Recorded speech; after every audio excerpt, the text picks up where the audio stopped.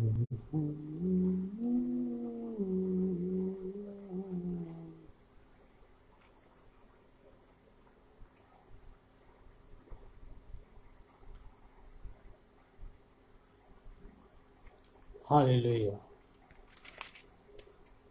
Praise the Lord. प्रभु का धन्यवाद हो, प्रभु की स्तुति हो। धन्यवाद ईश्वर, धन्यवाद धन्यवाद धन्यवाद ईश्वर, धन्यवाद धन्यवाद धन्यवाद। प्रभु हम आपकी स्तुति करते हैं, आपकी बड़ाई करते हैं। Hallelujah hallelujah hallelujah. धन्यवाद धन्यवाद धन्यवाद धन्यवाद। पिता परमेश्वर का मैं एक बार फिर से धन्यवाद देता हूँ कि उसने एक बार फिर से ये अवसर दिया कि मैं परमेश्वर के वचन को लेकर आपके मध्य में आ सका। और साथ ही साथ आगरा मसीह मंडली का भी धन्यवाद देता हूँ जिन्होंने मुझे ये अवसर दिया कि मैं उनके इस लाइव फेसबुक पेज पर आकर परमेश्वर के वचन की सेवा कर सकूं। तो सारी बातों के लिए धन्यवाद देता हूँ। आइए हम प्रार्थना करें और खुदा उनसे दुआ मांगे। हमारे जिंदा आसमानी बाप, हम आपके निहायत ही शुक्रगुजार हैं तेरे प्रेम और तेरे अनुग्रह के लिए, तेरी दया के लिए, तेरी करुणा के लिए, जो पिता हमारे जीवन के ऊपर बनी रही। और तूने पूरे सप्ताह भर प्यारे परमेश्वर पिता हमें संभाला, हमारी देखभाल करी खुदावंद, और हमारी हर एक ज़रूरतों को तूने पूरा किया। और हमें तूने जिंदों की जमीन पर कायम रखा, इसके लिए हम तेरा धन्यवाद करते हैं पिता परमेश्वर। इस समय हम प्रार्थना करते हैं जब प्रभु हम तेरे वचन को लेकर लोगों के साथ बांटते हैं, पवित्र आत्मा हम आपसे विनती करते हैं जैसा आपने वादा किया है कि मैं सर्वदा तुम्हारे साथ हूँ। सो प्रभु आप हमारी सहायता करें, अगुवाई करें, अपने वचनों को हमारे अंदर डालें प्रभु। और होने दे प्रभु कि हमारे मुख से जो भी वचन निकलते हैं उसके द्वारा तेरे नाम की महिमा होने पाए, और लोगों को प्रभु उसके द्वारा शांति, ढाढ़स और आनंद मिलने पाए, छुटकारा मिलने पाए, और प्यारे खुदावंद वो तुझ में बढ़ने पाए। हम हर एक अंधकार की दुष्ट की सामर्थ को यीशु नासरी के नाम से बांध कर अथाह कुंड में डालते हैं और दुआ करते हैं खुदावंद कि तू हमारे साथ होना और हमारे अगुवाई करना, सुनने वालों के भी साथ होना। प्रभु यीशु मसीह के नाम से दुआ मांगते हैं, आमीन। हालेलुया, धन्यवाद यीशु। आज का जो वचन है वो पाया जाता है दूसरा इतिहास। पुराने नियम में दूसरा इतिहास नामक पुस्तक है और उसका 15 अध्याय हम पढ़ेंगे आपके साथ। और जहाँ पर इस प्रकार से लिखा हुआ है, तब परमेश्वर का आत्मा ओदेद के पुत्र अजर्या में समा गया और वह आसा से भेंट करने निकला और उससे कहा, हे आसा और हे सारे यहूदा और बिन्यामीन, मेरी सुनो। जब तक तुम यहोवा के संग रहोगे तब तक वह तुम्हारे संग रहेगा, और यदि तुम उसकी खोज में लगे रहो तब तो वह तुमको मिला करेगा। परंतु यदि तुम उसको त्याग दोगे तो वह भी तुमको त्याग देगा। बहुत दिन इस्राएल बिना सत्य परमेश्वर के और बिना सिखाने वाले याजक के और बिना व्यवस्था के रहा। परंतु जब वे संकट में पड़कर इस्राएल के परमेश्वर यहोवा की ओर फिरे और उसको ढूंढा, तब वह उनको मिला। उस समय ना तो जाने वाले को कुछ शांति होती थी और ना आने वाले को, वरन सारे देश के सब निवासियों में बड़ा ही कोलाहल होता था। जाति से जाति और नगर से नगर चूर किए जाते थे, क्योंकि परमेश्वर नाना प्रकार का कष्ट देकर उन्हें घबरा देता था। परंतु तुम लोग हियाव बांधो और तुम्हारे हाथ ढीले ना पड़ें, क्योंकि तुम्हारे काम का बदला मिलेगा।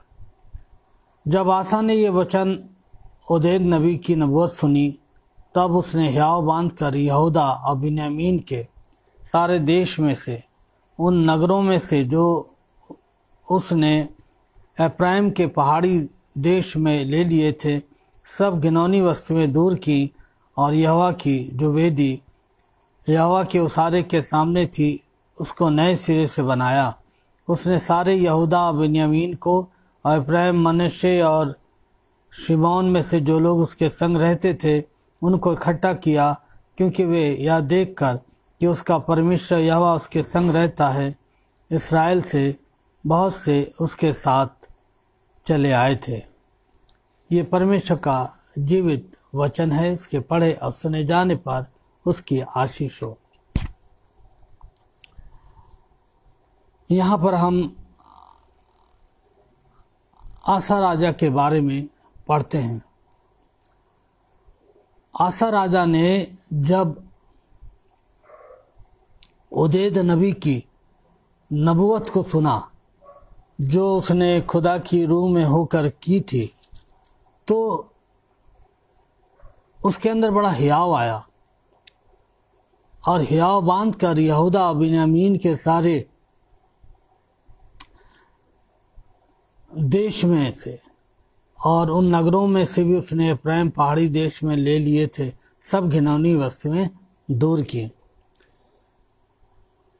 कभी कभी हम परमेश्वर के वचन में एक बात को पाते हैं कि आसा राजा जो था वो निरंतर परमेश्वर के विरोध में चलता रहा और उसने परमेश्वर की कोई भी बातों को नहीं माना।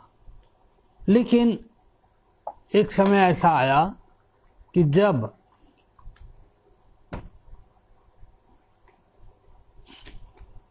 ओदेद के पुत्र अजर्या ने भविष्यवाणी करी, तो हम देखते हैं कि आसा राजा के जीवन में एक बहुत बड़ा काम हुआ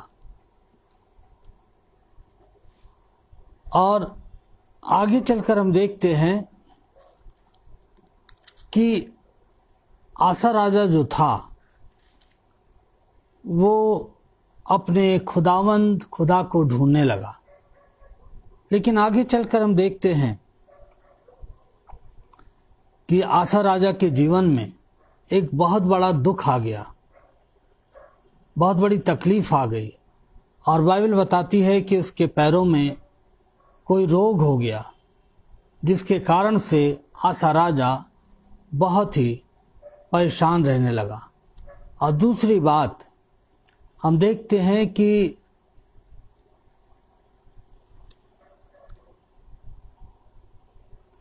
आसा राजा जो है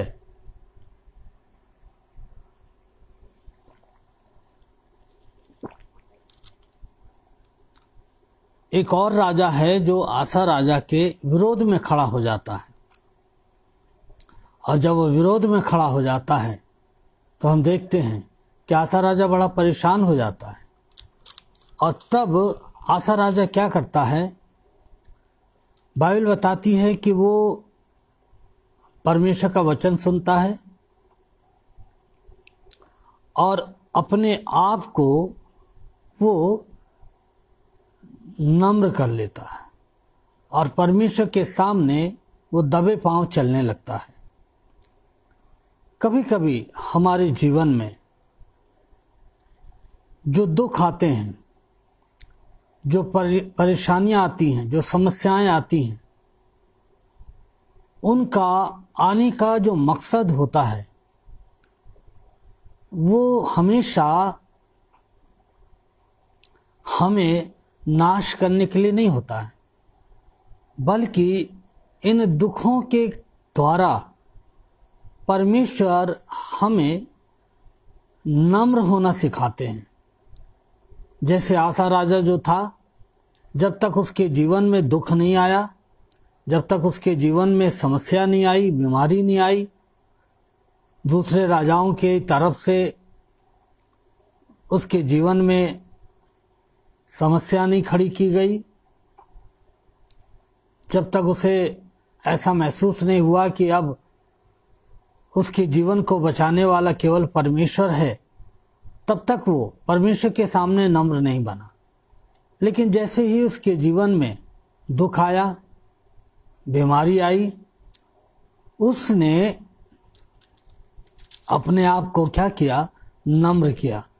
तो ये जो दुख हैं ये हमेशा हमें नाश करने के लिए नहीं आते हैं, बल्कि हमें नम्र होने के लिए ये सिखाते हैं। बहुत बार मनुष्य जो है वो परमेश्वर के साथ चलते हुए भी बहुत बार अहंकारी हो जाता है, घमंडी हो जाता है। उसे बहुत बार खुदा के साथ चलते हुए अपनी आत्मिकता के ऊपर, अपनी धार्मिकता के ऊपर, अपने ज्ञान के ऊपर उसे बहुत सारी बातों का घमंड हो जाता है। और खुदा चाहता है कि हम सब जो खुदा के सामने जब चलते हैं तो हम घमंड को लेकर नहीं चल सकते हैं।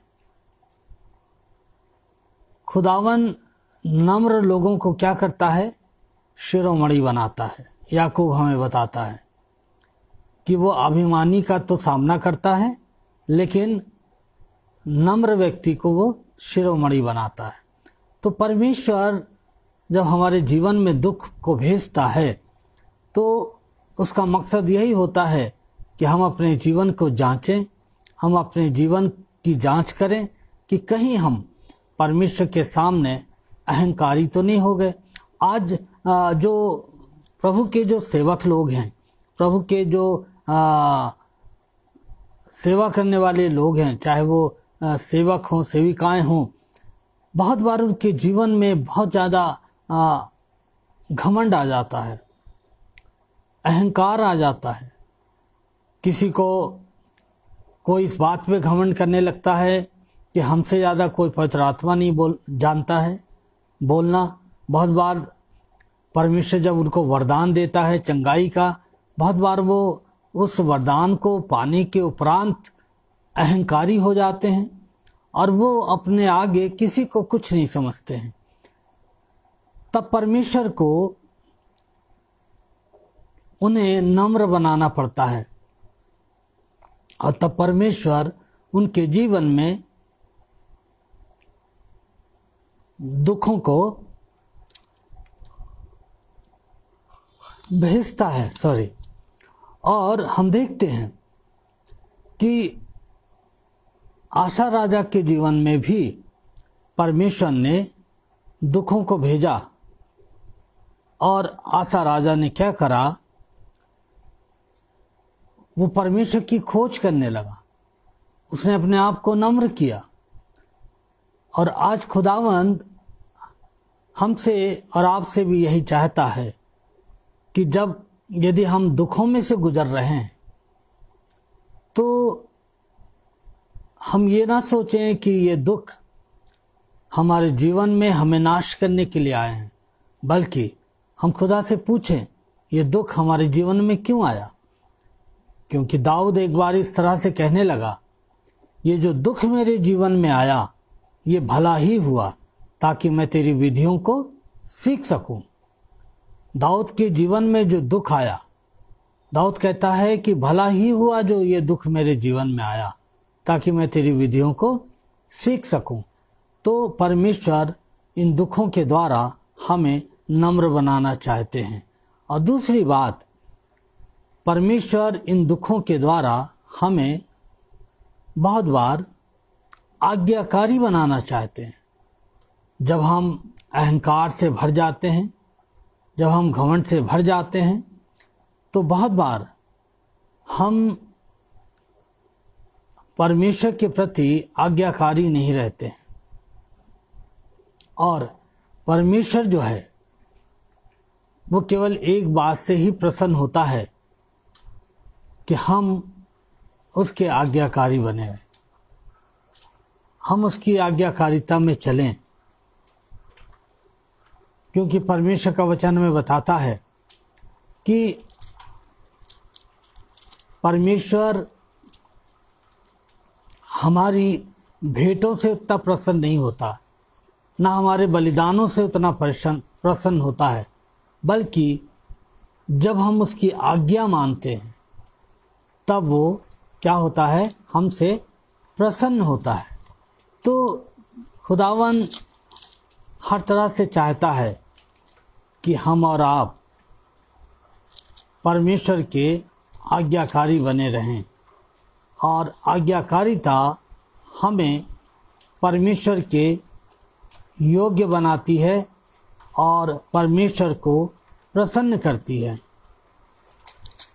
जब हम शाऊल के जीवन में देखते हैं कि शाऊल को जब परमेश्वर ने चुना और उसको राजा बनाया, तो हम देखते हैं कि शाऊल जब फलिस्तियों से लड़ने के लिए जा रहा था, तो परमेश्वर ने उसको एक आज्ञा दी थी कि देख, वहाँ किसी भी चीज़ को तुम मत छोड़ना, सबको नाश कर देना। लेकिन शमूएल ने क्या करा? परमेश्वर की आज्ञा का उल्लंघन किया और उसने अच्छी अच्छी भेड़ों को, गाय बैलों को उसने क्या कर लिया? अपने लिए रख लिया, और उसने इस तरह से परमेश्वर की आज्ञा का सम्मान नहीं किया। और हम देखते हैं कि परमेश्वर इस बात से बड़ा अप्रसन्न हुआ, और तब उसने क्या कहा कि क्या परमेश्वर होम बलि और मेल बलियों से उतना प्रसन्न होता है जितना अपने आज्ञा माने जाने से? तो परमेश्वर का वचन हमें बताता है कि परमेश्वर चाहता है कि हम निरंतर परमेश्वर के साथ आज्ञाकारी बने रहें, और परमेश्वर जो है इन सारी बातों को सहते हुए, हमारे जीवन में जब दुख हैं, परेशानियां हैं, तो परमेश्वर चाहता है कि हम परमेश्वर में धीरज रखे रहें, परमेश्वर में अपने धीरज को बनाए रखें और परमेश्वर के साथ नम्रता से चलते रहें। और जब हम नम्रता से चलते रहेंगे परमेश्वर के साथ, तो वो परमेश्वर हमें और आपको कभी नहीं छोड़ेगा। और हमें हमेशा परमेश्वर से आशा रखनी चाहिए अपने जीवन के लिए, अपने परिवार के लिए, अपने भविष्य के लिए, कि परमेश्वर जब हम उसके सामने नम्र बनते हैं, आज्ञाकारिता का जीवन बिताते हैं, तो परमेश्वर हमें हमसे कोई भी भली वस्तु रख नहीं छोड़ता है, और वो हमारे जीवन में सर्वदा अपनी आशीषों को देता है और हमारे जीवन की कमी घटी को परमेश्वर क्या करता है? दूर करता है। तो परमेश्वर हमारे जीवन की कमी घटी में भी हमें परमेश्वर के ऊपर हमेशा आशा रखनी चाहिए, हमेशा उसके ऊपर भरोसा रखना चाहिए कि हम जिस परमेश्वर की आराधना करते हैं, हम जिस परमेश्वर को मानते हैं, जिसके सामने हमने अपने आप को नम्र किया है, जिसकी हम आज्ञा मानते हैं और जिसके ऊपर हम भरोसा रखते हैं, वो परमेश्वर हमारे जीवन की हर एक कमी घटी को क्या करेगा? हमेशा पूर्ण करेगा। हाँ, परेशानियाँ आएंगी, कमी घटी आएंगी, दुख आएगा, समस्या आएंगी, लेकिन जब हम उसके ऊपर आशा रखते हैं तो आप यकीन माने कि परमेश्वर हमारे जीवन की हर एक आवश्यकताओं को, ज़रूरतों को पूरा करता है। और जब हम परमेश्वर के सामने नम्र होते हैं, दीन होते हैं, तो परमेश्वर हमें शिरोमणि बनाता है। तो खुदा हम में से हर एक को यह अनुग्रह दे कि यदि हम दुखों में से गुजर रहे हैं तो हम अपने जीवन को जांचें कि कहीं हम अभिमानी तो नहीं हो गए, और अपने आप को नम्र करें और परमेश्वर के सामने नम्रता से आएं।